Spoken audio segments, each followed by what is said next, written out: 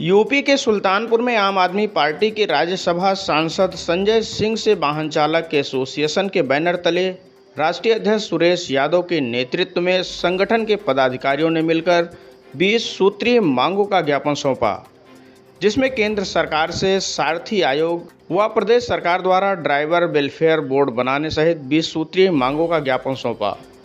राज्यसभा सांसद संजय सिंह ने वाहन चालक एसोसिएशन की मांग पर उन्हें आश्वासन देते हुए कहा कि वो समाज के हर वर्ग के लिए सत्य की लड़ाई लड़ते हैं। हम 33 लाख ड्राइवरों के हक के लिए सड़क से संसद तक लड़ेंगे। आगामी 21 जुलाई से शुरू हो रहे राज्यसभा के सत्र में यह मुद्दा उठाएंगे। वहीं वाहन चालक एसोसिएशन के राष्ट्रीय अध्यक्ष सुरेश यादव की माने तो उनका कहना है कि हमारा संगठन 5 प्रदेश में पूरी मजबूती से ड्राइवरों की लड़ाई लड़ रहा है। देश में लगभग 24 करोड़ से ज़्यादा ड्राइवर देश के विकास को गति दे रहे हैं।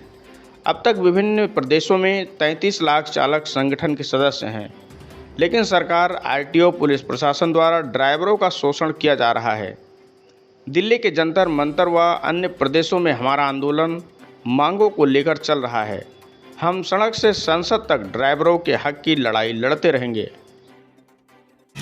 सर, वाहन चालक के राष्ट्रीय अध्यक्ष आपसे मिलने आ जाए हैं, किन मुद्दों पे जो है? वाहन चालक कल्याण संगठन के राष्ट्रीय अध्यक्ष सुरेश चंद्र यादव जी और उनके तमाम साथी पदाधिकारी आज मुझसे मिले और उन्होंने कुछ महत्वपूर्ण बिंदुओं की तरफ ध्यान दिलाया। कुछ महत्वपूर्ण मुद्दे जो वाहन चालकों की ज़िंदगी से जुड़े हुए हैं उसके बारे में उन्होंने बातचीत की।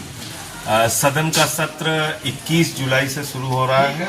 मैंने इनको आश्वस्त किया है कि इनके सारे मामले पार्लियामेंट में उठाने का काम करूंगा और सड़क पे भी जो लड़ाई होगी वाहन चालकों के समर्थन में, उनके अधिकारों के लिए, उसमें भी शामिल होने का प्रयास करूंगा।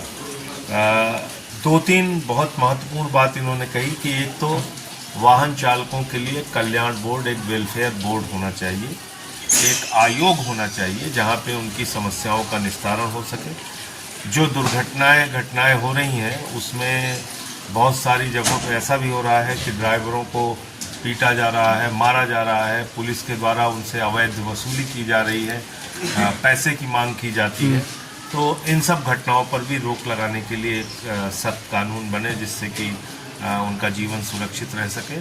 साथ ही साथ जो ड्राइवर की अगर किसी दुर्घटना में मौत हो जाती है तो उसके परिवार को अनाथ छोड़ दिया जाता है।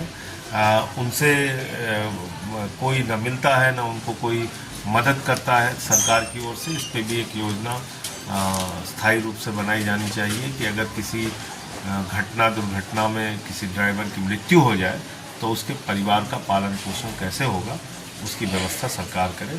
तो इन कुछ मुद्दों को लेके इन्होंने अपनी बात मुझसे रखी है और मैं पूरा प्रयास करूंगा कि 21 जुलाई से जो सदन का सत्र चल रहा है वहाँ ये मांगा। ये ड्राइवर अर्थव्यवस्था के सबसे अहम कड़ी हैं और इनके साथ ही पूरे देश को जोड़ते हैं। पूरे देश को एक राज्य का, उत्तर प्रदेश का जो वाहन चालक है वो तमिलनाडु और केरला तक का सफ़र तय करता है और बड़ी कठिनाइयों में उनका अपना जीवन बीतता है। उनकी जो अपनी दिक्कतें हैं उसकी तरफ कोई ध्यान नहीं देता। तो जरूरी है कि इसका समाधान हो, इसका कुछ निस्तारण किया जाए।